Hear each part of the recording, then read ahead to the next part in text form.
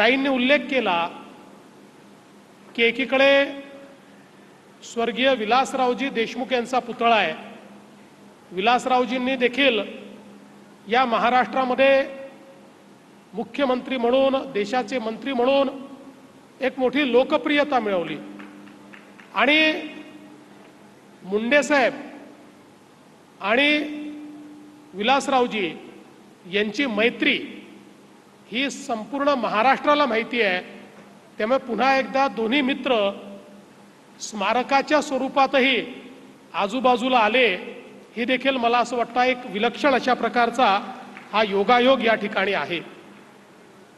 आपण जर गोपीनाथरावांचं संपूर्ण जीवन बघितलं तर सातत्याने संघर्ष करणारे गोपीनाथराव आपल्याला पाहायला मिळतात आणि अगदी सामान्य कार्यकर्त्यापासनं तर देशाच्या मोठ्यातल्या मोठ्या पदापर्यंत त्यांनी केलेली वाटचाल ही त्यांच्या मेहनतीतून, त्यांच्या संघर्षातून साकार झाली आहे। खरं तर आपण विचार करा, अवघ्या 35-37व्या वर्षी गोपीनाथराव भारतीय जनता पक्षाचे अध्यक्ष झाले। महाराष्ट्रामध्ये त्यावेळच्या भारतीय जनता पक्षाच्या नेतृत्वाने हा निर्णय केला की आपल्याला तरुण रक्त हवं आहे, आपल्याला नवीन रक्त हवं आहे, आपल्याला हा पक्ष जर मोठा करायचा असेल तर संघर्ष करणारी तरुणाई ही एकत्रित केली पाहिजे। आणि मग अशा प्रकारचे अनेक तरुण हे भारतीय जनता पक्षाने त्यावेळी एकत्रित केले आणि त्यांचं नेतृत्व करण्याची संधी ही गोपीनाथरावजींना दिली। खरं म्हणजे त्यावेळेस पक्षामध्ये त्यांच्यापेक्षा अनेक ज्येष्ठ लोक होते, पण पक्षाला माहिती होतं की सामान्य माणसामध्ये जर आपल्याला पक्ष पोचवायचा असेल तर असा संघर्ष करणारा तरुण हा आपल्याला पक्षाचा नेता म्हणून दिला पाहिजे।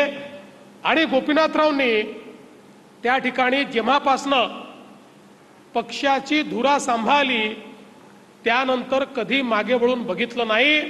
इतकं मोठं संघटन हे गोपीनाथरावजींनी तयार केलं। आज आपण पाहतोय भारतीय जनता पार्टी महाराष्ट्रातला सर्वात मोठा पक्ष आहे, देशातला तर आहेच, पण महाराष्ट्रातला सर्वात मोठा पक्ष म्हणून भारतीय जनता पार्टी ज्यावेळेस आपल्याला पाहायला मिळतो, याची नीव ठेवणारे, याचे पायवा ठेवणारे जे काही बोटावर मोजण्या इतके लोक आहेत, त्यातलं ठळक नाव, प्रमुख नाव जर कुठलं असेल तर ते गोपीनाथरावजी मुंडे यांचं आहे, हे देखील आपल्या सर्वांना कबूल करावं लागेल। आणि मग त्यांनी वेगवेगळ्या यात्रांच्या माध्यमातून एक मोठा संघर्ष उभा केला आणि आपल्याला माहिती आहे 90च्या दशकामध्ये ज्यावेळेस गोपीनाथरावांना विरोधी पक्षनेता पद मिळालं, महाराष्ट्राच्या राजकारणामध्ये विरोधी पक्षनेते कसे असावे याचं जेव्हा आपण उदाहरण देतो तेव्हा पहिलं नाव आपल्या डोळ्यासमोर हे गोपीनाथराव मुंडेंचं येतं। आपल्याला माहिती आहे की आपण इतिहासात ऐकतो की मुघलांना संताजी, धनाजी हे पाण्यामध्ये देखील दिसायचे। तशी अवस्था 90च्या दशकामध्ये झाली होती। त्यावेळेस मुघल नव्हते, मी विरोधकांना मुघल म्हणत नाही, नाहीतर कोणीतरी म्हणेल विरोधकांना मुघलच म्हटलं, पण तेव्हाच्या सत्ताधाऱ्यांना रात्री झोपेतही गोपीनाथरावजीच दिसायचे आणि उद्या गोपीनाथरावजी काय गौप्यस्फोट करतील याची धडकी ही त्या ठिकाणी सत्तारूढ पक्षाला असायची।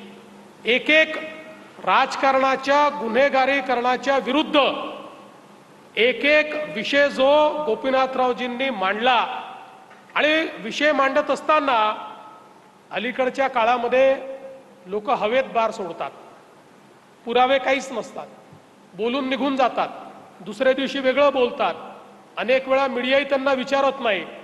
पण गोपीनाथराव मुंडे अशा व्यक्तीचं नाव होतं ज्याने विधानसभेमध्ये उभं राहून आरोप केला तर कधीच आरोप परत घेण्याची वेळ त्यांच्यावर आली नाही, समोरच्याचा राजीनामा घेऊनच ते खाली बसले। अशा प्रकारचं गोपीनाथरावांचं काम होतं आणि म्हणून